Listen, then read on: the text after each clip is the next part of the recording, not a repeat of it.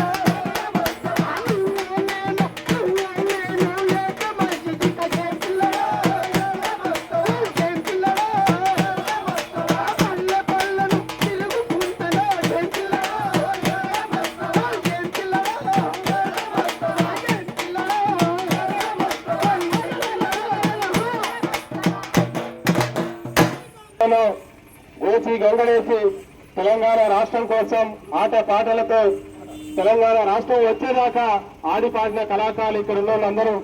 కాబట్టి రేవంత్ అన్న సర్కారు వచ్చిన తర్వాత కళాకారులకి ఉద్యోగాలు ఇవ్వాలని ప్రభుత్వం వారందరికీ భరోసా కల్పించాలన్న డిమాండ్తో మన రెడ్డిగూడెం గ్రామవాసి కాంపల్లి వంశీ ఆధ్వర్యంలో పాదయాత్ర కార్యక్రమం రెడ్డిగూడెం గ్రామం నుంచి పాదయాత్ర చేసుకుంటూ పల్లె పల్లె తిరుగుతూ భద్రాచలం దాకా ఈ పాదయాత్ర నడుస్తా ఉంది.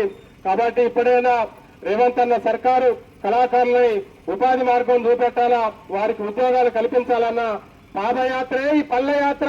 కళాకారుల కవాతుతో ముఖ్యుల హుసేన్ వచ్చి సంగీత ప్రకటించవలసిందిగా ప్రముఖ గాయకుడు రావాలా.